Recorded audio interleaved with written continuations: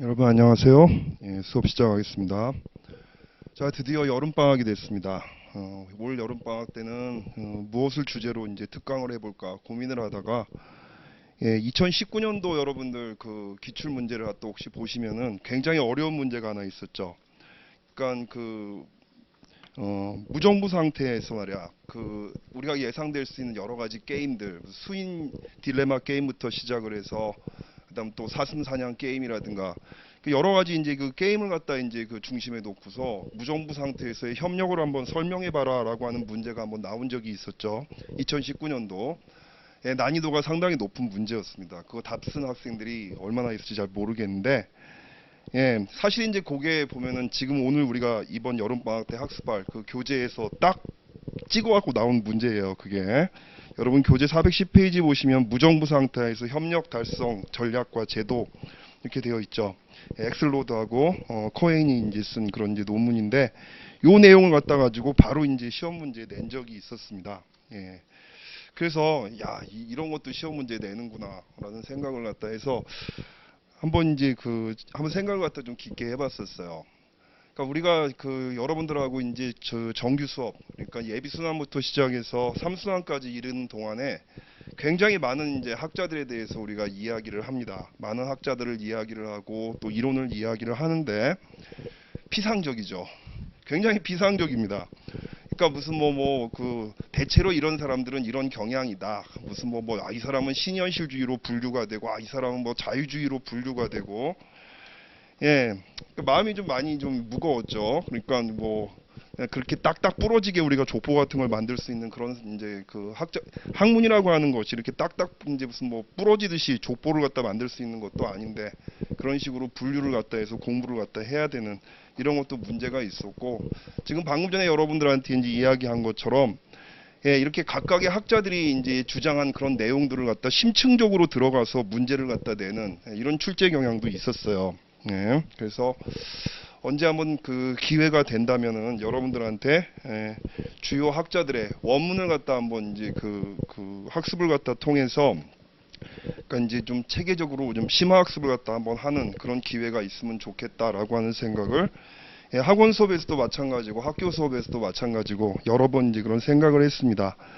마침 이제 우리가 교재로 쓸 수 있는 좋은 책이 번역이 되어 가지고 여러 이제 우리나라의 여러 이제 국제정치학자들이 국제정치학의 주요 논문들을 갖다 번역을 했어요. 번역을 한 책이 오래전에 나왔는데 학생들한테 이렇게 물어보면 이 책의 존재를 모르는 그런 학생들도 제법 많더라고요. 그래서 이번 여름방학 때는 한번 해보자. 그래서 주요 이제 국제정치 이론가들의 원문을 갖다 학습을 하는 이런 수업을 갖다가 만들었습니다.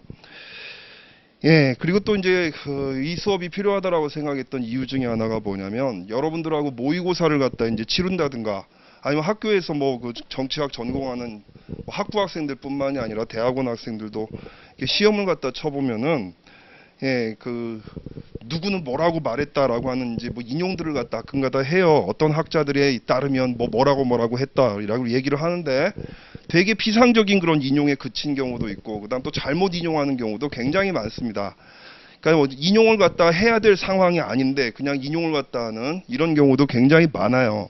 이런 문제가 어디서 비롯되느냐? 그러니까 사실 이제 모르면은 그냥 채점하는 사람이 입장에서 모르면 그냥 넘어갈 수가 있는데 이제 전공을 갖다 하는 사람들 입장에서는 그런 것들이 눈에 팍팍 들어와요. 이거 완전히 잘 모르고 인용을 했구나. 어떻게 지금 이 사람을 갖다 이 이론가를 갖다 지금 이런 맥락에서 인용을 갖다 할 수가 있나? 이런 생각이 딱 들어서 피식 웃음이 나오는 이런 경우들이 있습니다. 그렇게 되면 여러분들 감점이 상당히 크겠죠. 그래서 이번 한 달 동안에 여러분들 교재에 나오는 이제 개론서뿐만이 아니라 여러 가지 이제 무슨 심화학습을 갖다 하는 데서도 이름들이 많이 나오잖아요. 여러 학자들의 이름들이. 이 학자들의 글을 갖다 직접 읽는 그런 시간을 갖다 만들었어요. 그래서 정확하게 이해를 하자. 이번 수업의 목표는 정확하게 이제 어떤 이론가들의 입장을 갖다가 이해를 하자. 그리고 중간중간에 제가 여러 가지 쟁점들이라든가 이 이론가들의 이제 대해서 비판할 포인트라든가 이런 것들을 갖다가 제시를 해 드릴 겁니다. 그것까지 여러분들이 염두를 둬서 좀 어떤 이론가들에 대한 입장들을 갖다 좀 정확하게 이해를 하고 그다음 앞으로 이제 정확하게 인용을 해서 쓰자 답안지에다가 이게 이제 중요한 목적입니다. 이게 가장 중요한 목적이고 두 번째 목적은 아까 얘기한 대로 가끔가다 이렇게 이제 학자들의 그 연구 자체를 갖다가 해서 그러니까 무슨 어떤 이론을 갖다 가지고 뭐를 설명해봐라 대체로 이제 문제가 그런 식으로 나오는데 고시 문제가 그렇게 나오는데 아까 얘기했던 2019년도의 문제 사례를 갖다가 이제 얘기했듯이 악셀로드하고 코헤인의 이제 논문을 갖다가 그냥 그대로 이제 출제를 했다고 그랬잖아요. 이렇게 학자들의 그 저수를 갖다 그대로 인용을 갖다 해서 문제를 내는 경우가 있습니다. 그런 식으로 나오게 되면 여러분들이 상당히 당황을 갖다 하는 그런 문제가 있어서 그런 문제도 이번 기회에 확실하게 지워버리자. 이게 이 수업의 목표라고 이야기를 할 수가 있겠습니다. 예, 그래서 일단 여러분들 그 계획서를 갖다 보시면은 각각의 이제 이론가들의 글을 갖다 하나씩 매일 하루에 하나씩 이제 우리가 그 학습을 갖다 해 나가는 이런 식으로 되어 있습니다만은 교재를 갖다 쭉 살펴보시면 아시겠지만 어떤 글은 분량이 상당히 짧습니다. 또 어떤 글은 분량이 상당히 이렇게 많아요. 많아서 지금 우리가 이 수업을 지금 처음 만들어서 지금 처음 수업을 갖다 하기 때문에 두 권의 책을 갖다가 집중적으로 공략을 합니다만은 이게 계획보다 빨리 끝날 가능성이 있을 것 같아요. 빨리 끝날 경우에는 우리가 일단 빼놓은 그런 이제 글들을 갖다가 추후에 보충을 갖다 하는 식으로 해서 18번의 수업을 채우도록 하겠습니다. 자, 일단 여러분들이 이제 교재를 갖다 보시면은 의문을 갖는 학생들이 있을 거예요. 왜 어떤 논문은 빼셨습니까? 무슨 기준으로 어떤 논문은 채택을 하시고 어떤 논문은 빼셨습니까? 일단 채택의 기준은요, 출제 빈도입니다. 일단 대체로 보면은 양적 접근이라든가 이런 것들에 치우쳐 있는 그런 그 이론들이라든가 논문들 같은 경우는 국제정치 시험 문제에 잘 나오질 않죠. 그래서 일단 양적 접근 쪽으로 너무 치우친 이제 그런 글들 같은 경우는 일단 배제를 했어요. 그 다음 또 두 번째 이제 그 선택 기준은 바로 뭐냐면 여러분들이 그러니까 뭐 개론서부터 시작을 해서 삼순환까지 오시면서 여러 가지 책을 읽을 텐데 그 책에 자주 언급되는 학자들부터 우선적으로 추렸습니다. 그래서 자주 언급되는 학자들부터 먼저 학습을 하자. 그 두 가지 기준을 갖다 중심으로 해서 일단 그 글들을 갖다 선택을 했고요. 앞에서 얘기한 대로 좀 시간이 좀 빨리 남게 되면은 빼놓은 것들 중에서 또 몇 가지를 갖다 선택을 해서 보충을 해 나가는 그런 식으로 이제 수업을 하겠습니다.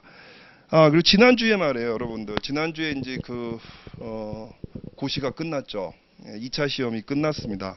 2차 시험 문제를 갖다 이제 학생들이 보내줘가지고 이제 받아서 보고 있는데, 그런 문제가 이번에 나왔었어요. 바로 뭐냐면 월츠의 이제 무슨 뭐 국제정치 구조의 개념하고, 그다음 저기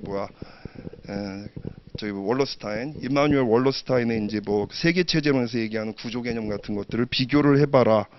우리가 뭐 정규 수업 시간에 이제 뭐 구조를 갖다 바라보는 세계의 시각 뭐 이래가지고 다 정리를 했습니다만은 그런 거 답안지 쓸 때 여러분들이 교재에 나와 있는 그런 이제 그 여러 저자들의 입장 같은 것들을 제대로 인용을 갖다 하면서 글을 쓰게 되면 얼마나 많은 점수 포인트를 따겠습니까? 그런 점에서 여러분들이 한 달 동안 정말 이제 열심히 해서 이제 주요 학자들의 직접 저술한 그런 글들에 좀 그런 글들을 갖다 좀 많이 학습해 두시는 것이 그렇게 시험에 대비하는 데 있어서 많은 의미가 있을 겁니다. 자, 그럼 오늘 이제 수업을 시작을 하겠습니다. 자, 이제 국제정치 이론을 갖다 우리가 이야기할 때 당연히 이제 제일 먼저 언급되는 게 바로 뭡니까? 일단 이제 고전적인 현실주의죠. 자, 고전적 현실주의를 갖다 대표하는 학자가 한스 모겐소입니다. 자, 11페이지 현실주의 국제정치론 이렇게 되어 있고 한스 모겐소의 The Politics Among Nations에서 한 챕터를 따왔는데 아주 좋은 챕터를 이제 이 번역자가 가지고 왔어요. 가지고 와서 진짜 요 글 안에 모겐소의 이제 고전적 현실주의, 물론 이제 모겐소가 저술을 갖다 할 때는 고전적이라고 하는 표현이 붙질 않았죠. 고전적 현실주의라고 하는 건 나중에 80년대 케네스 월츠가 신현실주의를 갖다 끄집어내면서 말이야, 자기 이전에 이제 선배들하고 구분을 갖다 하면서 고전적이라고 하는 말이 붙여지게 된 겁니다. 그래서 어쨌든 이제 우리가 고전적 현실주의라고 하는 표현을 쓰는데 그 고전적 현실주의를 갖다가 체계적으로 정립을 갖다 한 학자가 바로 한스 모겐소죠. 한스 모겐소의 중요성은요, 여기서 그치질 않아요. 이 사람이 2차 세계대전 이후에 말이야, 국제정치학이라고 하는 전공을 갖다 정립하는 데 있어서 굉장한 공헌을 한 사람이 바로 한스 모겐소입니다. 여러분 2차 대전 이전에 대부분의 나라에서, 미국도 포함해서요, 국제정치학이라고 하는 학문이 대체로 어때? 정치, 철학이라든가 아니면 역사, 외교사죠. 역사라든가 아니면 법학, 국제법이죠. 이런 분야의 하위 분야로 정립되어 있었어요. 그래서 우리가 국제정치 뭐 대가라고 이제 언급하는 사람들, 그러니까 한스 모겐소 이전에 우리가 국제정치 이론가라고 얘기하는 사람들 보면 전부 철학자들 아니면은 무슨 뭐 그 역사학자들이었단 말이지, 그쵸? 근데 비로소 국제정치, 왜냐하면 국제정치학이라고 하는 전공자체가 따로 성립이 안 돼 있었던 이런 상황이었단 말이에요. 근데 한스 모겐소라고 하는 사람은 2차 대전 이후에 이제 미국이 패권 국가가 되면서 미국 정부 그리고 대학 그리고 이제 미국의 민간 이제 그 재단들 있잖아, 자본가들이 만든 재단들, 이 3자의 이제 그 협력하에서 국제 정치학을 갖다 만들어내는 데 있어서 핵심적 역할을 했던 사람이 바로 한스 모겐소입니다. 그만큼 현실주의와 국제 정치학의 정립에서 매우 중요한 이제 의미를 갖고 있는 사람이 한스 모겐소입니다. 자, 모겐소부터 시작을 갖다 이제 그 우리가 학습을 할 텐데, 여러분들 그 교재 몇 페이지야? 11페이지. 주석 있죠, 주석. 주석 보면은 앞에다 이제 그 모겐소에 대한 설명을 잘 요약을 해놨습니다. 요거부터 한번 읽어볼게요. 자, 현실주의 국제정치이론. 자, 모겐소의 이 저작은 전후 국제정치 분야에서 가장 널리 읽혀진 책의 하나입니다. 어떤 책이야? The Politics Among Nations. 국가들 간의 이제 그 전쟁, 그 정치라고 하는 그런 이제 그 책이죠. 자, 이 책은 전후 국제정치 분야에서 가장 널리 읽혀진 책의 하나입니다. 그 이유는 이 책이 국제정치 연구에서 현실주의 패러다임을 정립하는데 결정적인 공헌을 했기 때문입니다. 이후 사실상 보면 그 앞에 방금 전에 제가 말씀드렸던 것처럼 모겐소가 사실상 시발점입니다. 적어도 국제정치학이라는 전공이 미국을 중심으로 이제 체계화됐을 때 그때 모겐소가 사실상 보면 출발점이 됐다고 보는 게 맞아요.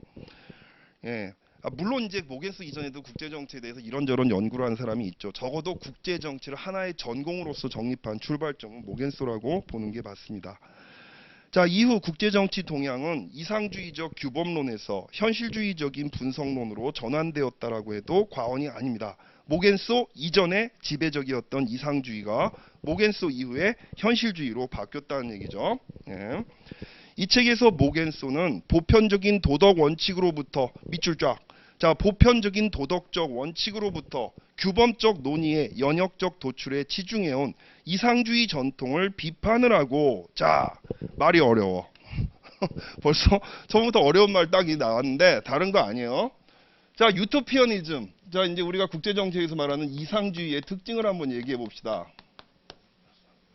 자, 우리가 뭐 예비순환, 일순환 뭐 여러 번 이제 우리가 얘기를 합니다만, 이상주의는 언제 이제 지배적이었던 이론이에요? 자, 전간기를 지배했던 이론이죠. 전간기라고 하는 시기가 언제예요? 1차 세계대전 이후부터 시작해서 2차 세계대전이 일어날 때까지의 그 시기를 갖다 이야기를 합니다. E.H. 카가 얘기한 위기의 20년이라고 불렸던 바로 그 시기였단 말이에요. 자, 이 시기를 갖다 지배했던 이상주의라고 하는 것의 특징은, 여러분 이제 그 윌슨 대통령이 그 전쟁 끝나기 전에 14개조를 갖다가 발표를 하잖아. 그쵸? 그러니까 이제 그 전쟁에 가담하고 있는 1차 세계대전을 갖다 치르고 있던 그 국가들한테 전쟁의 목적을 한번 밝혀봐. 왜? 전쟁의 목적을 알아야 뭔가 협상이라든가 이런 것들을 통해서 우리가 합의를 이뤄낼 수가 있으니까. 자, 그래서 전쟁 목적을 갖다 이제 밝히는 그런 과정에서 윌슨이 한 14개조라고 하는 걸 발표를 갖다 이제 하게 되는 거죠. 의회에서 아주 유명한 연설을 갖다 하게 됩니다. 자, 윌슨의 이제 사상은 한마디로 뭐야? 그동안 이제 그 국가 중심의 개별 이제 유럽의 국가들이 국익을 갖다 이제 추구를 갖다 하는 국익 중심의 그런 외교 안보 정책을 갖다 추구를 하고, 그런 과정에서 도덕을 갖다가 무시했다는 거지. 철저하게 이익을 갖다 앞세워서 인간으로서 마땅히 지켜야 할 어떤 윤리라든가 의무라든가 이런 것들을 갖다가 준수하지 않았다는 겁니다. 그러다 보니까 어때? 그러니까 도저히 뭐야 그 도덕적으로 납득할 수 없는 짓들을 갖다 국가들이 했던 거죠. 바로 어떤 것들, 약소국들을 갖다 마구마구 침략을 갖다 해서 자신들의 국익을 갖다 위해서 약소국을 갖다 마음대로 침략하고 수탈하고, 예, 또 뭐야 강대국들끼리 무슨 동맹이라든가 이런 것들을 갖다 맺을 때 비밀 조약이라든가 이런 것들을 꼭 집어 넣어가지고 말이지. 그래서 이제 다른 국가들의 뒤통수 때리기 이런 것들에 이제 몰두를 갖다 하게 되고, 심지어 동맹을 갖다 맺고 있는 국가들도 필요에 따라서 얼마든지 동맹 관계를 갖다 뒤집기도 하는, 예, 이런 일들이 다 뭡니까? 개별 국가가 국익을 갖다가 극대화하려고 하는 이런 속성 때문에 나타난 것이다라고 비판을 하면서, 뭔가 도덕적인 원칙, 모두가 인류 모두가 다 준수할 수 있는 준수하고 당연한 것으로 생각하고 있는 도덕적인 원칙에 입각한 국제 정치 질서를 정립하려고 했던 것이 바로 윌슨의 14개조가 추구했던 내용이라고 할 수가 있습니다. 자, 윌슨한테 여기서부터는 여러분들이 좀 잘 모르는 얘기예요. 뒤에 있는 얘기를 갖다 좀 해보면은, 윌슨과 그 뒤에 나타나는 이제 그 티어도 루즈벨트, 그다음 또 이제 프랭클린 루즈벨트, 뭐 이런 이제 그 정치인들한테 상당히 영향을 갖다 이제 미쳤던 그 법률가가 한 명 있어. 엘리엇 루트라고 하는 사람입니다. 사실 말이야, 외교사를 갖다 이제 전공으로 하는 그런 이제 그 외국에서 발표된 논문 중에선 엘리엇 루트를 갖다 하나를 갖다 이 사람 하나를 추적을 갖다 하면서, 예, 외교사를 갖다 서술하는 이런 이제 연구가 있을 정도로 사실상은 되게 중요한 인물이에요. 이 사람 법률가거든. 법률가인데 이 사람이 자연법 사상을 갖다 가지고 있던 사람이에요. 자, 자연법 사상, 이 사람의 자연법 사상이라고 하는 것이 미국의 이제 아까 얘기했던 이제 이상주의를 갖다 이제 표방을 했었던 윌슨 대통령한테 크게 이제 영향을 갖다 미치게 되는데, 자, 자연법이라고 하는 것이 기본적으로 어떤 구조를 가지고 있어요?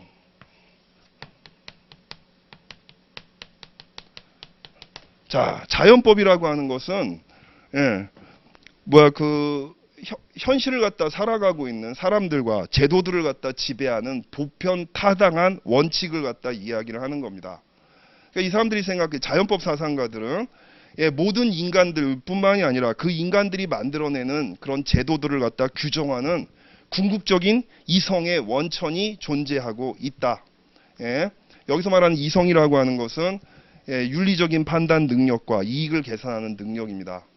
예, 인간이 어떤 무엇이 이익인가를 갖다가 생각하게 되는 기준, 무엇이 윤리적이고 선한 삶인가를 갖다 판단하게 되는 그런 기준들이 인간 사회 외부에, 예, 숙명적으로 주어져 있다라고 보는 거예요. 아시겠죠? 적어도 인간이라면, 그리고 적어도 이성이라고 하는 능력을 가지면서 뭐가 이익인지 뭐가 윤리적인지를 판단할 줄 아는 그런 능력을 갖다 가지고 있는 인간이라면, 예, 보편적으로 추구해야 될 어떤 원칙 같은 것들이, 예, 인간 사회에 앞서서 존재하고 있다라고 믿고 있는 사람들이 자연법 사상가들입니다. 그쵸? 자, 이해됐죠? 자연법이 뭔지. 자, 그러면은 개개인들은, 현실적인 삶을 살아가는 개개인들은 자연법이 요구하는 바대로 따라서 살게 되면 어때? 질서라고 하는 것이 만들어질 수가 있다는 거죠. 그쵸? 예. 사람 죽이지 말아야 된다. 남의 물건 갖다가 훔치면 안 된다. 예, 남의 민족을 식민화시켜서 노예 상태로 만들면 안 된다. 등등의 여러 가지 원칙 같은 것들은, 예, 이거는 뭐야? 인간이 날 때부터 적어도 이성적인 인간이라면 누구나 납득하고 동의할 수가 있는 원칙이라는 거야. 그쵸? 그런 자연법 같은 것들을 갖다가 개개인들이 서로 이제 협력하기도 전에 각각의 개인적인 차원에서 이 자연법들을 갖다 준수하게 되면 사회는 나름대로 어느 정도의 질서 같은 것들이 보장이 될 것이다라고 생각하는 이런 사상. 이게 우리가 흔히 말하는 로크적 자연 상태라고 얘기할 수가 있습니다. 로크적 자연 상태. 예. 자, 이런 것들이 존재하게 된다는 거야. 자, 이 이상주의자들의 그런 입장에 따르면 인간은 어때? 자연법을 따라서 살게 되니까 선할 수밖에 없고 늘 바람직한 것을 향해서 나아갈 수밖에 없다라고 하는 그런 식의 낙관론적인 인간관을 갖다가 갖게 되는 거죠. 그렇죠? 그럼 이제 여기까지 이해되실 거예요. 자, 이제 그럼 이 사람들한테, 이 자연법 사상가들, 이상주의자들한테 우리가 한번 질문을 해 봅시다. 그러면은 인간이 이렇게 늘 자연법에 입각한 자연법이 요구하는 바에 따라서 합리적이고 선하게 행위를 갖다 할 수 있다면 현실에서 존재하게 되는 전쟁이라든가 빈곤이라든가 약탈이라든가 이런 것들은 어떻게 설명될 수가 있느냐. 그거는 이성적이지 않은 광인들의 행위냐 아니면 어떤 무지한 사람들의 행위냐. 자, 이런 식의 질문은 던질 수가 있잖아. 자, 이 이상주의자들은 실제로 답을 어떻게 얘기를 갖다 하냐면은 세상에 존재하는 악은 말이에요. 예, 지금 방금 얘기한 바와 같이 잘못된 제도. 예, 분명히 이 자연법에 따라서 자연법이 요구하는 원리를 갖다 갖추고 제도라든가 질서가 인간의 사회에서 만들어져야 되는데, 예, 인간들 중에는 어때? 자연법을 갖다 위반하려고 하는 성향을 가지고 있는 사람들이 꼭 있다는 거야. 자기 행위가 분명히 자연법에서 어긋난다라고 하는 걸 알면서도 예, 잘못된 선택을 의도적으로 하는 사람들이 있다는 거지. 그쵸? 예, 그런 사람들 때문에 이제 벌어지고 있는 거고, 두 번째는 바로 뭐냐면, 예, 그러니까 이 잘못된 제도, 이게 첫 번째 문제고, 두 번째는 바로 뭐냐면 무엇이 자연법이 요구하는 것인가, 즉 어떤 삶이 이성에 부합하는 삶인가를 제대로 모르고 있는 무지한 사람들. 주로 이 무지한 사람들은 어디서 발견되는 거야? 예, 주로 보면 비서구 사회에서 발견되는 거죠. 그렇죠? 예, 이성적이고 합리적인 그런 문화라든가 어떤 이제 믿음이라든가 이런 것들을 가지고 있지 않은 그런 사람들에 의해서 결국에는 이 현실에서 우리가 마주하게 되는 비극 같은 것들이 일어나게 되는 것이다 라고 얘기하는 것이 이 이상주의자들의 생각입니다. 자, 그리고 이상주의자들은 이런 문제를 그러면 뭐 어떻게 해결하냐, 해결이 가능하냐라고 질문을 했을 때 가능하다고 믿어요. 예, 뭐를 통해서? 일단 무지한 사람들을 갖다가 교육을 시켜야 돼. 무엇이 자연법이 원하는 것인지를 갖다가 교육을 시킴으로써 무지를 갖다가 깨우쳐줘야 된다는 거죠. 두 번째는 아까 얘기한 대로 잘못된 제도 같은 것들을 올바른 이성으로 바로 잡아 나가야 된다는 겁니다. 그래서 제도 같은 것들을 되게 강조하게 되는 거예요. 예, 특히 이제 이런 생각에 이제 입각을 갖다 해서 자, 이제 원리에 대한 얘기를 했어요. 이제 좀 구체적인 이제 내용에 대한 얘기를 해봅시다. 자, 이런 이제 원리의 입각을 갖다 해서 1차 세계대전이 끝난 직후에 자, 이 윌슨이즘이 어떤 식으로 구체화되는 거예요. 예, 한마디로 이제 집단안보 체제라고 하는 걸로. 예, 그리고 뭐 국제기구로. 자, 이제 구체화가 되는 거죠. 그쵸? 자, 국제연맹이라고 하는 이제 그 국제기구를 갖다 만들고 한마디로 올바른 제도를 만들자는 거야. 이 국제기구에다가 전쟁에 대해서 반대하는 또는 전쟁을 억제하는 여러 가지 규칙 같은 것들을 국제제도에다가 부여를 하는 겁니다. 국제기구에다가. 그리고 어때? 모든 국가들을 갖다 이 국제기구에 참여를 시키는 거예요. 그리고 약속을 갖다 맺습니다. 어떤 약속을? 집단 안보라고 하는 그 체제를 중심으로 약속을 맺게 되는데 그 기본 원리는 바로 뭡니까? 바로 뭐냐면 이제 모든 국가가 불가침 조약 등등, 예, 또는 이제 침략자를 갖다가 결집된 힘으로써 침략자를 갖다가 격퇴하자라고 하는 그런 식의 약속을 국제기구에 참여하는 모든 국가들이 약속을 하고, 그렇죠? 그 조항을 갖다 위반하는, 그러니까 평화를 갖다 파괴하는 그런 이제 행위자가 있을 때는 모두가 결집된 힘을 발동을 해서 이 침략자를 갖다 격퇴한다라고 하는 이런 식의 원리가 바로 집단 안보의 원리였죠. 자, 그래서 이제 이 집단 안보의 원리에 입각을 해서 한 20년 동안 1차 세계대전이 끝난 20년 동안 이 이상주의 국제정치 이론이 실제로 발동을 했던 겁니다. 근데 그 결과는 뭐였어요? 글자 그대로 이상주의의 문제점이었죠. 비현실적이었다는 겁니다. 비현실적인 거. 여전히 국가들은 어때요? 예, 자국의 이익을 갖다 중심으로 행위를 하려고 했지 어떤 제도적인 틀에서 협력을 중심으로 행위하려고는 하질 않았습니다. 특히 1차 세계대전이 끝나고 승전국뿐만이 아니고 패전국은 당연하고 승전국들조차도 말이에요. 예, 전후 처리 문제에 대해서 불만을 갖다 가지고 있는 예, 그런 이제 나라들이 굉장히 많았죠. 그렇죠? 그러니까 현상을 갖다가 어떤 이제 평화를 갖다 중심으로 해서 그 질서를 갖다 만들고 유지하려고 하는 이런 성향보다는 현상을 타파를 하고 자국의 국익을 갖다가 추구하려고 하는 이런 국가들의 행태가 지배적이었던 이런 상황이었습니다. 결국 2차 세계대전을 갖다 피하지 못했고 2차 세계대전이 끝난 다음에 한스 모겐소 같은 이런 이제 학자가 등장을 갖다 해서 이 이상주의를 갖다가 비판을 하는 거예요.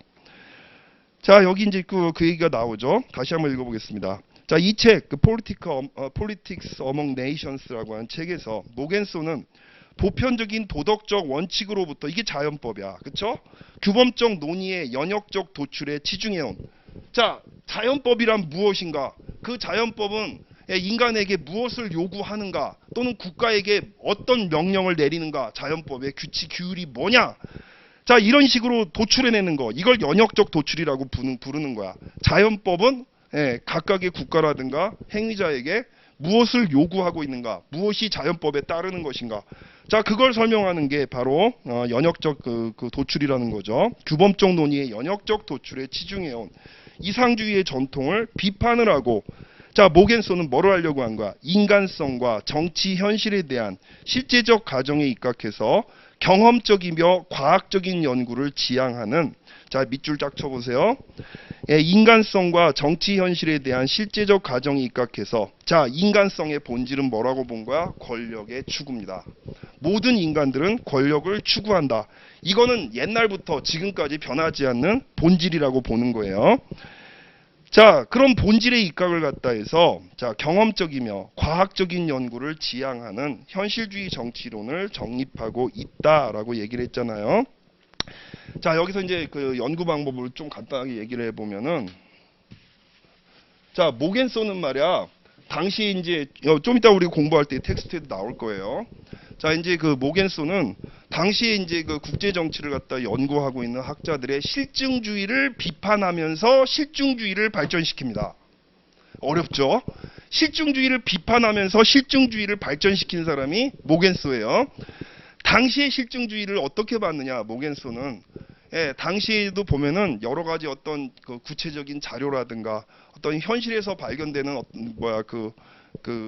발견되는 여러 이제 그 행위자들의 행태라든가 이런 것들에 초점을 갖다 맞춰서 정치를 갖다 나름대로 실증적으로 연구하려고 하는 시도들이 굉장히 많았습니다. 여기에 대해서 모겐소가 가하는 비판은 바로 뭐냐, 목적이 없는 실증 연구를 하지 말라는 거예요. 이게 포인트입니다. 목적이 없는 실증적인 연구를 하지 마라. 왜? 당시에는 그러니까 많은 실증주의를 하는 사람들이 누가 언제 어디에서 뭐라고 말했다, 누가 누구를 언제 만났고 그 결과는 어떻게 나타났다, 이런 식으로만 쭉 서술에 치우친 거야. 서술에 치우쳤다는 말은 무슨 소리예요? 이론화를 하지 않았다는 겁니다. 아시겠죠? 모든 시대에 적용될 수가 있는 보편적 이론의 정립, 자, 이런 것들을 하지 않고 그냥 경험적인 어떤 자료라든가 이런 것들이 입각해서 구체적인 각각의 사례에 대해서 적용을 해서 설명을 해나가는 이런 식의 이제 그 것들이 당시의 실증주의였단 말이야. 한스 모겐소가 추구하는 것은 바로 뭐냐, 연역적 실증주의를 갖다가 이 사람은 추구를 하는 겁니다. 단순한 자료에 취합을 해서 어떤 단순한 사건을 갖다 설명하기보다는 모든 사건들에 적용될 수 있는 보편적인 이론의 정립, 경험적인 자료로부터 출발을 하지만 어때요? 보편적인 이론을 갖다가 정립을 갖다 하는 것을 목적으로 하고, 그렇게 적용된 이론을 갖다 가지고 과거와 현재와 심지어 미래의 예측에까지 적용될 수 있는 그런 이론의 구축을 갖다가 표방을 했던 게 바로 한스 모겐소였습니다.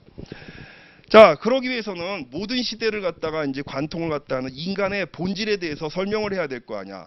시대와 장소에 따라서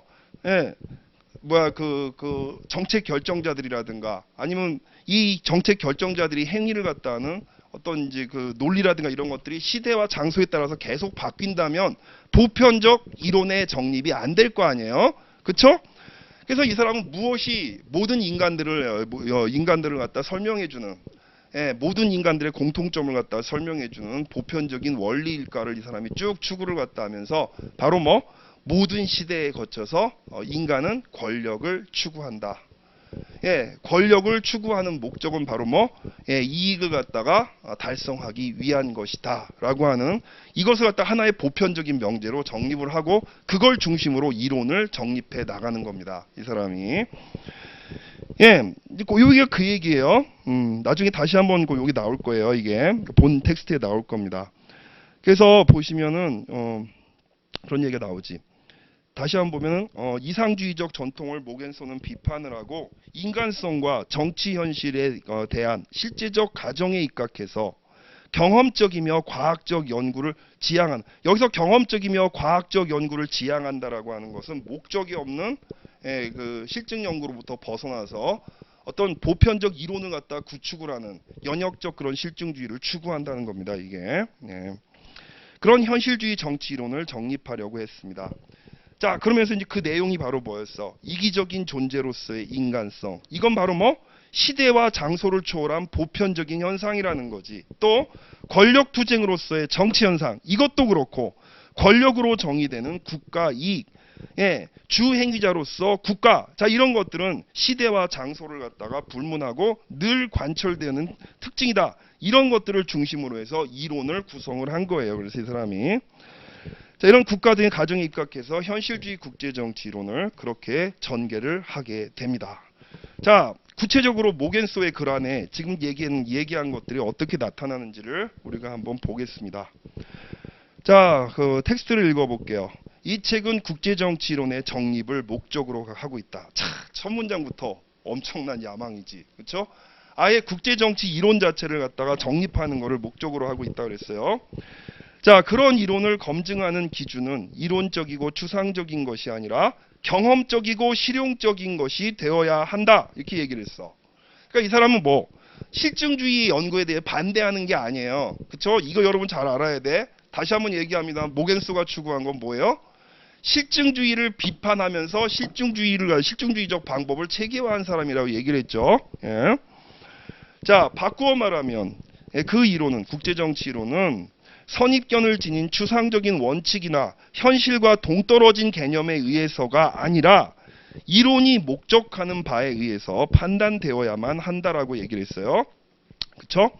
그럼으로써 단절되어 있고 난해한 수많은 현실 체계와 의미를 부여할 수 있게 되는 것이다. 즉 무슨 소리?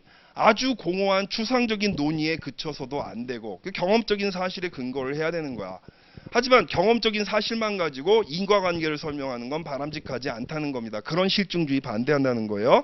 보편적 이론을 정립해야 된다는 거죠. 네. 자, 그 밑에 보시면요. 이론은 경험적인 면과 그래서 논리적인 면에서 이중의 검증을 거쳐야만 한다라고 하는 이 말에 지금 제가 얘기한 내용이 들어가 있는 겁니다. 경험적인 검증은 실제로 현실에서 발견되는 사실들이 이론의 해설에 들어맞는가 하는 질문에 답하는 것입니다. 논리적 검증은 이론이 도달하게 되는 결론이 이론의 전제로부터 논리적 필연성에 의해 도출된 것인가 라고 하는 질문에 답하는 것입니다.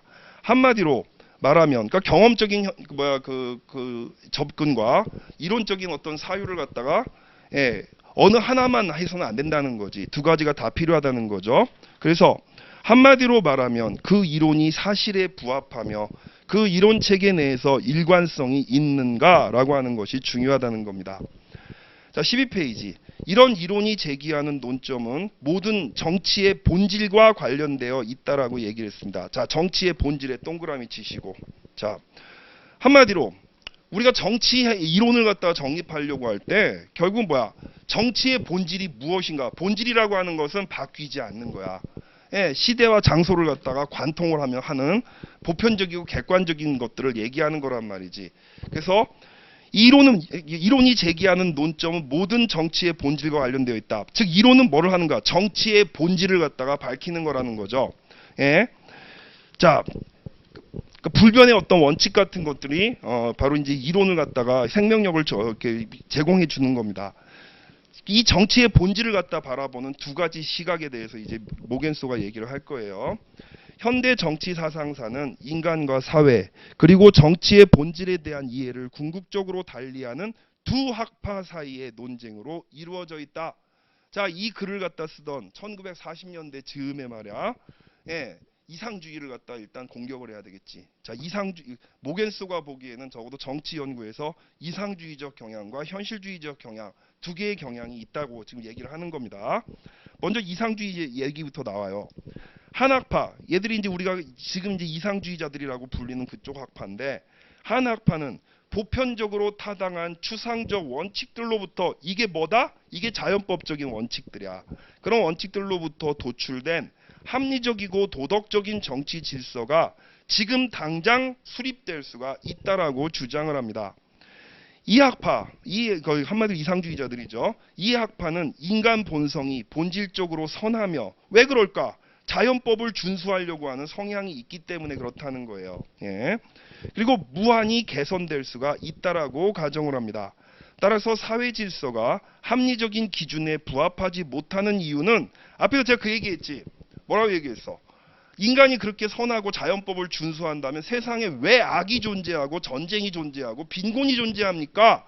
이런 질문이야. 그쵸? 예, 그렇게 여기서 그때 제가 뭐라고 얘기했어요? 이상주의자들은 뭐라고 답을 한다고? 잘못 설계된 제도의 문제, 또는 바로 또 자연법이 요구하는 이성적인 행위에 대해서 무지한 것들, 이 두 가지가 이제 원인이 된다고 얘기했잖아. 그 얘기 나와요. 지금 보세요. 따라서 사회적 질서가 합리적 기준에 부합하지 못하는 이유는, 즉 전쟁이라든가 기아라든가 이런 것들이 존재하는 이유는 지식과 이해의 부족이나, 그쵸? 진부한 사회 제도 또는 소외된 개인이나 집단의 박탈감 때문이라고 봅니다. 지금 여기 나열된 이 세 가지가 바로 인간을 합리적으로 사고하지 못하게 만드는 요인이라는 거죠. 자, 이거를 제거할 수 있다라고 보는 거야. 누가? 이상주의자들은. 이 학파는, 즉 이상주의자들은 교육과 개혁, 그리고 이따금 강제력의 사용을 통해서 이런 결함을 고칠 수 있다라고 믿고 있습니다. 자, 아래 가셔가지고 다른 학파는 누구 얘기하는 걸까요? 현실주의 학파를 얘기하는 겁니다. 다른 학파는 합리적인 관점으로 볼 때 세상이 불완전한 이유는 인간 본성에 내재된 동인으로부터 결과한다고 믿고 있습니다. 자, 세상은 불완전할 수밖에 없다고 보는 거야. 왜? 인간이 불완전하기 때문에. 그쵸? 인간이 불완전하기보다는 인간이 가지고 있는 속성 때문에 세계는 불안정할 수밖에 없다라고 보는 거예요. 자, 이 세상을 개선하기 위해 그런 동인들에 대항할 것이 아니라 그 힘을 인정하고 대처해야 된다라고 현실주의자들은 믿습니다. 이 세계에는 대립하는 이해라고 하는 건 이익을 얘기하는 거죠. 상호 대립하는 이익과 갈등이 본래부터 존재하므로 도덕적 원칙이 완벽하게 실현되는 것은 불가능합니다. 기껏해야 일시적인 이해의 균형, 그리고 이해의 균형과 불확실한 갈등의 타결을 통해서 도덕적 원칙에 접근할 따름입니다. 이건 일시적이라고 얘기했어요. 예, 일시적인 이해의 균형과 불확실한 갈등의 타결, 요거를 갖다가 현실주의자들이 어떤 개념에 담는 거지? 이게 바로 세력 균형입니다. 세력 균형은 불완전합니다. 불완전하고 불안정합니다. 예. 자, 그런 이제 일시적인 타결을 통해서만 도덕적 원칙에 접근할 따름이다. 이 말은 뒤집어 얘기하면 도덕적 원칙은 영원하거나 불변하지 않는다는 거예요. 얼마든지 이 타결에 따라 가지고 다른 그 원칙 같은 것들이 도덕적 원칙이 될 수도 있고, 또 이 타결은 또 불안정하기 때문에 쉽게 깨질 수가 있다라고 보는 거죠. 예. 자, 따라서 이 학파는 현실주의 학파는 견제와 균형의 체계를, 이게 바로 세력 균형 체계야. 세력 균형 체계를 모든 다원 사회에 적용할 수 있는 하나의 보편적 원칙으로 간주합니다. 예, 고대 그리스부터 시작해갖고 지금 현대에 이르기까지, 그리고 앞으로 미래에도 세력 균형을 추구하는 인간의 행태는 불변의 것이다 라고 얘기를 하는 거죠. 이 학파는 추상적인 원칙보다는 역사적인 선례를 따르고자 하며 절대선보다는 오히려 차악의 실현을 목표로 하고 있습니다. 실제로 존재하는 인간의 본성과 실제로 일어났던 역사적 과정에 대한 이런 이론적 관심은 현실주의의 이름으로 여기에서 제시됩니다.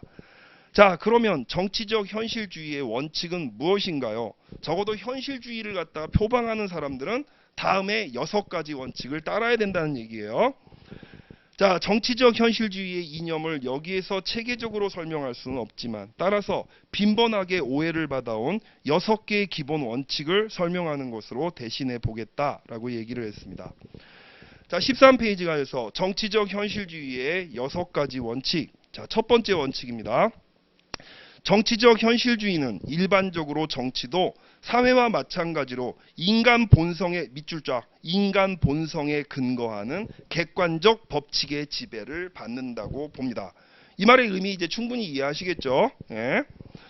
자, 왜 이런 주장을 갖다 하는지 이해되실 겁니다. 바로 무의미한 어떤 이제 그 실증적 연구가 아니라 뭔가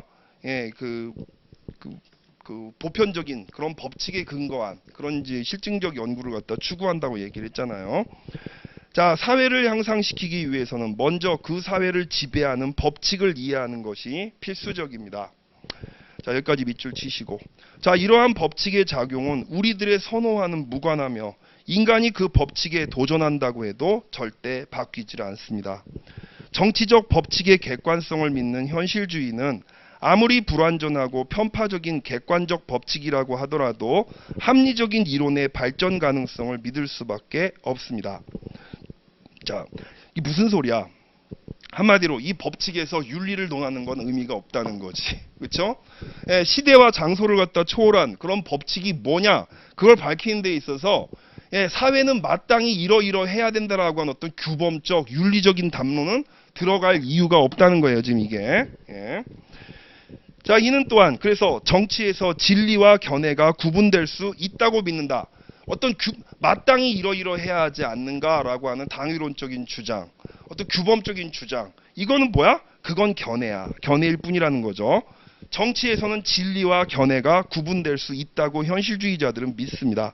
여러분, 이 말 다른 말로 바꾸면 뭐가 되냐면은 현실과 가치의 구분입니다. 현실과 가치의 구분.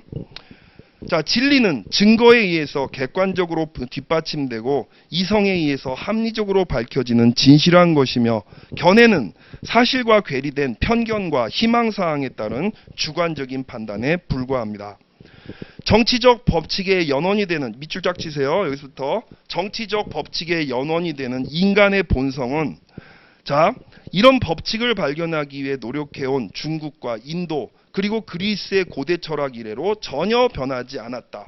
자, 고대 중국, 인도, 그리스, 시대와 장소를 초월해서 인간의 본성, 보편적으로 우리가 얘기할 수 있는 인간의 본성이라는 게 있다는 거죠. 이게.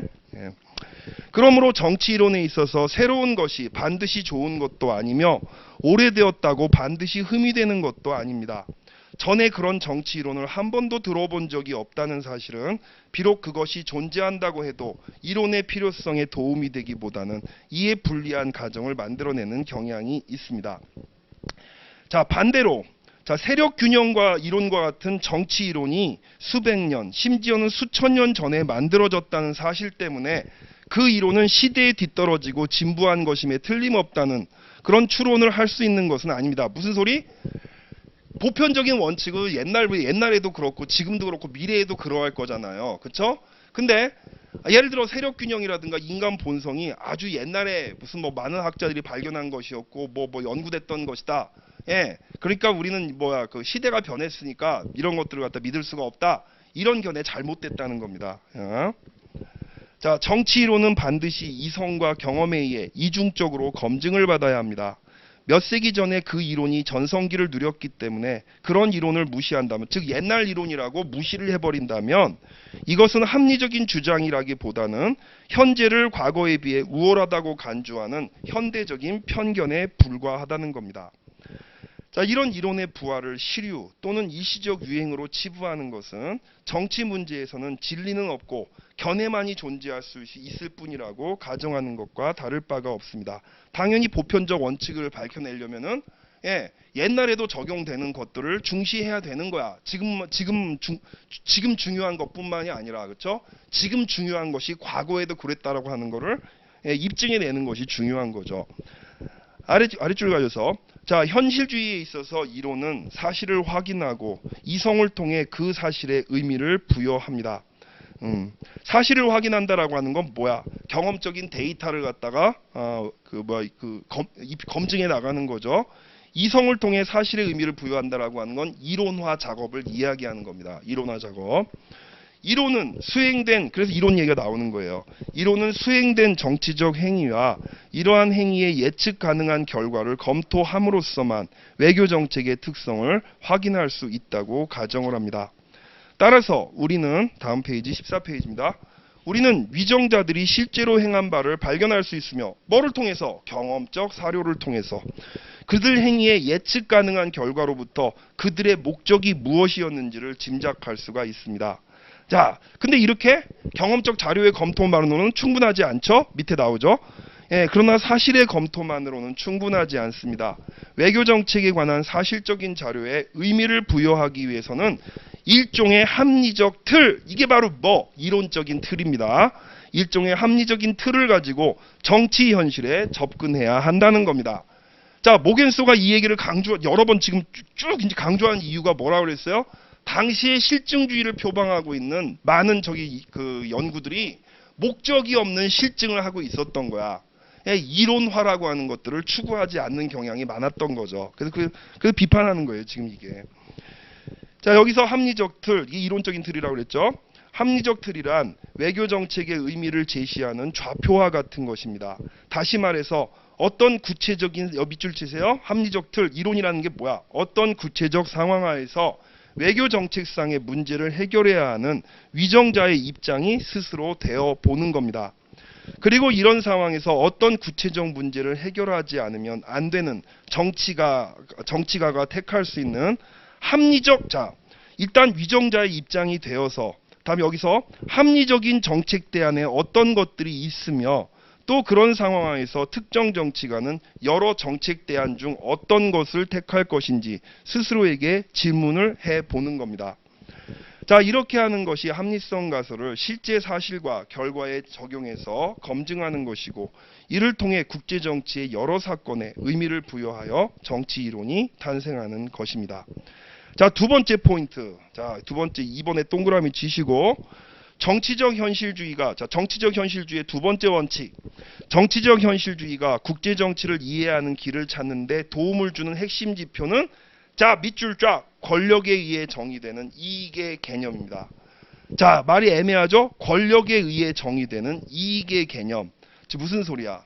쉽게 얘기할게. 모든 인간은 이익의 극대화를 추구하고 이익의 극대화는 곧 뭡니까? 권력의 축적이라는 겁니다. 권력이 축적되지 않으면 이익을 갖다가 보장받을 수가 없죠. 그래서 이 사람은 모든 인간들은 어때? 이익을 추구하고 그 이익을 위해서 권력을 추구한다라고 하는 게 이게 예나 지금이나 인간의 보편적 본질이라고 보는 거예요. 예. 현실주의자들은 여기에 대해 동의를 해야 된다는 겁니다. 이 개념은 국제정치를 이해하려는 이성과 이해의 대상이 되는 사실 사이를 연결시켜 줍니다. 바로 이 점이, 자, 여기 여러분 이제 이성 나오죠. 자, 여기도 옆에다 조그맣게 메모 한번 해보세요. 이 개념은 국제정치를 이해하려는 이성. 자, 지금 이제 우리가 보면 알겠지만, 그 이익의 개념 얘기하잖아.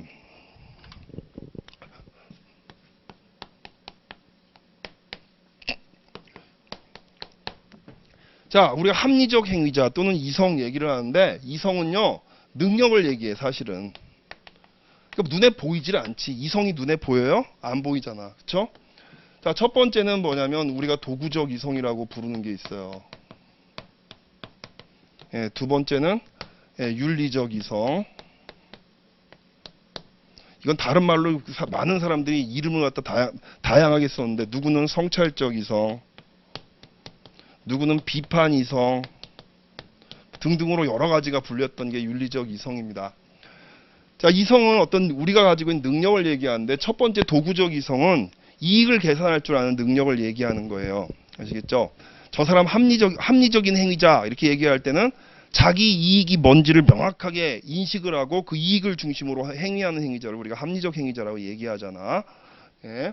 그다음 윤리적 이성이라고 하는 것은 무엇이 도덕적으로 정당한지, 현실에 진행되고 있는 것이 정당한 것이냐 부당한 것이냐, 자, 이런 것들을 갖다가 판단할 수 있는 능력을 우리가 이성이라고 이야기를 합니다. 우리가 합리성이라고 얘기한다면 여기에도 부합하고 여기에도 부합하는 거예요. 두 가지에 다 부합을 해야 되는 거야, 원래는 그렇다는 거죠. 근데 전통적으로 철학사라든가 사상사를 갖다 놓고 본다면 르네상스 이전, 우리가 즉 전근대라고 부르는 시기죠. 근대 시대로 접어들기 전까지만 하더라도 인류의 특히 서양의 역사는 요거를 강조해 왔어. 서양의 합리주의의 전통이 요거를 중심으로 전개가 되었다 그러면 르네상스 이후부터는 도구적 이성이 윤리적 이성을 압도하기 시작합니다. 예?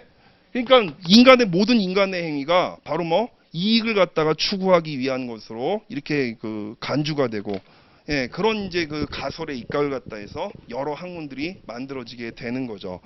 지금 여기서도 지금 이제 그 현실주의 국제정치를 하게 중요한 특징이 바로 여기에 있어요. 그래서 도구적 이성을 갖다가 강조하고 윤리적 이성을 갖다가 상대적으로 덜 중시하는 이런 특징이 있는 거죠. 예, 지금 여기서 딱 이제 그게 이제 나타나게 되는 거야. 그래서 예, 그렇습니다. 자, 바로 이 점이 정치, 다시 한번 읽어볼게요. 자, 2번 다시 한번 읽어볼게요. 정치적 현실주의가 국제정치를 이해하는 길을 찾는데 도움을 주는 핵심 지표는 권력에 의해 정의되는 이익의 개념입니다. 자, 도구적 이성을 강조하는 거예요. 이 개념은 국제정치를 이해하려는 이성과 이해의 대상이 되는 사실 사이에 사실 사이를 연결해 줍니다. 자, 이게 봐봐. 재밌는 말이 국제정치를 이해하려는 이성은 바로 뭐? 도구적 이성이야. 그리고 이해의 대상이 되는 사실은 뭐? 도구적 이성에 입각해서 이해를 하려고 그러면 뭐를 중시하겠어? 이익이지. 이해의 대상이 되는 사실은 이익이에요, 이익. 예. 자, 바로 이 점이 정치학이 부로 정의되는 이익의 관점에서 이해되는 경제학이라든가 윤리학이라든가 미학 또는 종교와 같은 다른 분야와 별도로 행위와 이해에 관해서 독자적인 영역을 차지하도록 만듭니다. 즉 자, 정치학과 다른 학문을 갖다 구분시켜 주는 게 바로 뭡니까? 이익의 극대화라고 하는 것은 근대 이후에 도구적 이성을 중심으로 한 이런 생각들은 어때요? 정치학뿐만이 아니라 다른 근대 이후에 발달한 모든 사회과학에 전반적으로 깔려있는 생각이야. 그럼 정치학이 다른 학문하고 구분되는 것은 단순하게 이익의 극대화 논리는 아니겠죠. 바로 뭡니까? 권력이라고 하는 것이 무엇보다도 정치학과 다른 학문을 구분해주는 핵심 개념이라는 겁니다. 이 얘기가. 자, 보세요. 이익의 개념이 없이는 국제정치 이론이든 국내 정치 이론이든 모두 불가능했을 겁니다. 즉 모든 인간 행위를 갖다 설명하는 이론은 한마디로 이익을 중심으로 존재한다는 얘기죠. 자, 그 개념이 없이, 이익 개념 없이는 정치적 사실과 비정치적 사실을 구분할 수도 없으며 정치적 영역에 있는 최소한의 체계적인 질서조차도 감지할 수가 없기 때문입니다. 여기 여러분 최소한의 체계적 질서라고 하는 말이 애매한 말이지, 이게 바로 규칙성을 얘기하는 거야. 규칙성 또는 보편성. 그쵸? 정치는 말이에요. 많은 학자들이 이제 과거에 얘기하기를 이게 이론이 과연 가능한가라고 하는 의문이 자주 제기됐던 게 바로 정치 연구입니다. 왜? 너무 변화무쌍하거든. 너무 변화무쌍하다 보니까 규칙성을 발견할 수가 있느냐? 자, 여기에 대해서 지금 모겐스는 뭐라고 얘기를 하는 거야? 이익의 극대화 행위, 또 그 이익을 갖다가 극대화하기 위해서 권력을 축적하려고 하는 행위. 이게 바로 뭐다? 예, 정치학에서 규칙성을 갖다가 설명해 주는 것이 바로 이 점이다라고 얘기를 하는 거죠. 예. 자, 바로 이겁니다. 그래서 다시 한번 읽어보면은 우리는 위정자들이 권력에 의해서 정의되는 이해관계에 따라서 생각하고 행동한다고 가정합니다. 이게 보편적이라는 거예요. 역사가 이런 가정을 증명하고 있습니다. 이 가정을 통해서 우리는 위정자가 정치 무대에서 과거와 현재 그리고 미래에 취했거나 취하려고 하는 행위를 추적하고 예측할 수 있게 됩니다. 우리는 어깨너머로 그가 공문서를 쓰는 것을 살펴보기도 하고 다른 위정자와 나누는 대화를 엿듣기도 하고 그가 하고 있는 바로 그 생각을 추측하고 예측하기도 합니다. 권력에 의해 정의되는 이해관계를 기준으로 생각함으로써 우리는 그가 생각하는 것처럼 한번 생각해 볼 수 있다는 거지. 이게 무슨 말이야? 모든 인간이 이익의 극대화를 추구하고 이익의 극대화를 위해서 권력을 또 추구한다고 얘기를 했잖아요. 모든 인간입니다. 그러니까 어때? 자, 위정자의 입장이 우리가 돼볼 수가, 우리도 위정자의 입장이 돼볼 수가 있다는 거야. 왜? 우리도 인간이잖아. 그쵸? 위정자와 우리 같은 평범한 그런 시민들, 그쵸? 아무 차이 없이 모든 인간은 어때? 이익과 권력을 추구한다는 거죠. 그쵸? 그러니까 위정자가 어떤 선택을 갖다 내리고 어떤 정책을 갖다 입안을 했을 때, 예, 그것은 어때? 아, 이익과 권력의 관점에서 우리가 그 사람의 입장에 대해서 얼마든지 추론을 해볼 수 있게 해준다는 거야. 바로 이게. 예. 자, 그리고 우리는 사심 없는 관찰자로서, 예, 이게 impartial spectator를 갖다 이렇게 쓴 것 같아요. 이렇게 번역한 것 같습니다. impartial spectator. 이 객관적인 이제 그 관찰자를 얘기하는 겁니다. 우리는 객관적인 관찰자로서 정치의 무대에 놓여 있는 행위자인 그가 자신의 생각과 행위를 이해하는 것보다도 더 잘 이해하게 될 거라고는 거죠. 이 말은 무슨 소리야? 어떤 이제 정책의 결과를 갖다 우리가 이제 그 사람의 결정을 내린 사람의 입장이 되어 봄으로써 아, 그 사람이 뭐를 갖다가 놓치고 있는 것까지도 우리는 한번 추론을 해볼 수 있게 된다는 겁니다. 자, 15페이지. 그 권력에 의해서 정의되는 이익의 개념은 관찰자를 지적으로 훈련시키며 주관적인 정치적 사건에 합리적인 질서가 스며들게 하고, 예, 그럼으로써 주관적인 정치적 사건의 합리적 질서라고 합리적 추론을 얘기하는 거예요. 그럼으로써 정치를 이론적으로 이해할 수 있게 해줍니다. 행위자의 측면에서 볼 때 그 개념은, 예, 권력에 의해 정의되는 그 이익 개념, 그 개념은 행동 규범을 제공해주고, 예, 외교 정책에 있어서 놀랄만한 지속성을 만들어내게 된다는 겁니다. 왜? 모두가 이익 극대화를 추구한다는 거니까. 후임자의 동기, 선호, 지적, 도덕적 자질이 전임자와 다름에도 불구하고 대체로 내적 일관성을 보임으로써 왜 그럴까? 모두가 국익의 극대화를 추구하니까. 그래서 미국과 영국과 러시아의 외교 정책을 우리는 그래서 이해할 수가 있고 합리적인 연속체로서 간주할 수도 있다는 겁니다. 자, 국제 정치에 관한 현실주의 이론은 그래서 동기에 대한 관심과 이념적 선호에 대한 관심에서 비롯되는 흔히 범하기 쉬운 두 가지 오류를 막아줄 수가 있다는 거예요. 동기에 대한 관심과 이념적 선호 여기 밑줄 치시고, 예, 거기에서 대한 관심에서 비롯되는 흔히 범하기 쉬운 두 가지 오류를 막아준다라고 얘기했는데 여기에다 이제 주관성의 배제라고 하는 말을 쓰세요. 현실주의는 주관성을 배제함으로써, 예, 이 두 가지 오류를 갖다 막아줄 수 있다는 겁니다. 자, 외교 정책의 실마리를 전적으로 위정자의 동기에서 찾는 것은 무의미하며 믿을 수도 없습니다. 자, 동기란 이 말은 무슨 소리야? 자, 여러분이 여기서 헷갈릴 수가 있어. 아니, 그러면 이익의 극대화라든가 이게 이제 위정자의 동기잖아요. 맞아요. 근데 이게 뭐야? 어떤 개별 위정자의 특징이 아니라는 겁니다. 이거는. 예를 들어 가지고 히틀러나 루즈벨트나 똑같이 뭡니까? 예, 이익의 극대화와 권력의 추구를 갖다 했던 사람들이라는 거야. 그쵸? 근데 예를 들어서 히틀러는 이익의 극대화와 권력의 극대화를 갖다 추구를 해서 전쟁을 일으켰다. 이렇게 설명하면 말이 되냔 말이지. 말이 안 되는 거잖아. 그거는. 예. 그러니까 너무 동기에만 그래갖고 이제 동기라고 하는 것 자체가 별 차이가 없잖아. 그러니까 모든 사람들에서. 그래서 외교 정책의 실마리를 전적으로 위정자의 동기에서 찾으려는 것은 무의미하며 믿을 수도 없습니다. 동기란 심리학적인 자료 중에서 가장 착각을 일으키기 쉬운 것이기 때문에 무의미한 것입니다. 동기는 행위자와 관찰자 모두 이해관계와 감정에 의해 종종 인식하기 어려울 정도로 왜곡되어 있습니다. 우리는 스스로의 동기가 무엇인지 진정으로 알고 있습니까? 우리 스스로도 몰라. 다른 사람의 동기에 대해서 과연 얼마나 알 수 있을까요? 잘 모르죠. 그러나 그럼에도 불구하고 우리가 위정자의 진정한 동기를 알 수 있다고 하더라도 그것이 외교 정책을 이해하는 데 도움을 주지 않을 것이며 오히려 우리를 혼란에 빠뜨릴지도 모릅니다. 위정자의 동기를 안다는 것은 그의 외교 정책 방향이 무엇인지를 알려주는 많은 실마리 중에 하나를 갖는 것과 같습니다. 그러나 그 단서를 이용해서 그의 외교 정책을 예측할 수 있는 것은 아닙니다. 그러니까 어떤 보편적인 모든 인간이 가지고 있는 보편적인 동기에 입각을 해서 그 사람의 행위를 예측할 수가 있는 거 아니야. 그렇죠?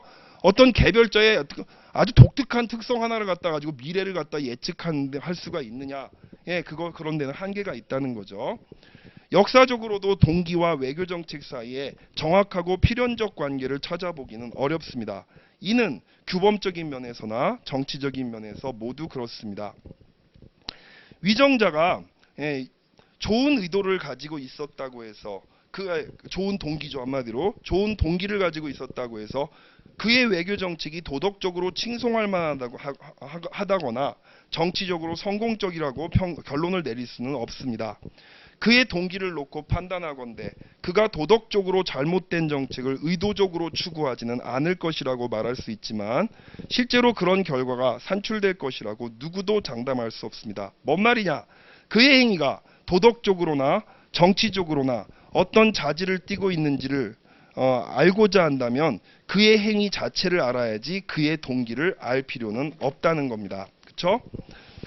자, 위정자는 세계를 개선하고자 하는 열망을 가졌으면서도 사태를 악화시킨 예가 얼마나 많았습니까? 즉 동기를 연락에 알아봐야 결과가 그 동기와 일치하지 않는 사례가 너무너무 많았다는 겁니다. 그렇죠? 예, 그들이 한 가지 목표를 추구했으면서도 그들이 기대하거나 원하지 않았던 결과를 초래한 경우는 또 얼마나 많았을까요? 자, 여기 사례가 나옵니다. 챔벌린의 유화 정치는 판단컨대 좋은 동기에서 나왔던 겁니다. 누구한테 유화 정치 쓴 거야? 히틀러한테 유화 정치 썼던 거지. 그는 영국의 많은 역대 수상과 비교해서 개인적인 권력욕이 적었다고 할 수 있으며 이 사람의 동기가 이랬다는 거예요. 자, 평화를 유지하고 모든 관계자들의 행복을 보장하고자 노력을 했습니다. 그러나 그의 정책으로 인해서 제2차 세계대전이 불가피하게 발생했으며 수백만의 인류에게 유례가 없는 불행을 안겨주게 되었습니다. 그렇죠? 반면에 처칠의 동기는 훨씬 덜 보편적이었으며 편협한 사적 권력과 자국의 권력을 추구했던 사람입니다. 그러나 이렇게 천박한 동기에서 나온 그의 외교 정책은 그의 전임자가 추구했던, 그러니까 챔벌린이 추구했던 것과 비교할 때 도덕적, 정치적 자질에 있어서 확실히 나은 것이었습니다. 결과적으로 동기만을 평가할 때 로베스피에르만큼 선한 사람은 없었을 겁니다. 하지만 자기보다 덜 선한 사람들이 죽임을 당하도록 끌고 갔던 게 로베스피에르였고 자신을 단두대에 세웠으며 결국 그가 이끌던 혁명마저도 파멸로 이끈 것은 바로 이상주의적 급진주의라는 덕목이었습니다. 자, 이처럼 어떤 동기라고 하는 것이 그 결과를 갖다가 설명해 줄 수가 없는 경우가 많다는 거죠.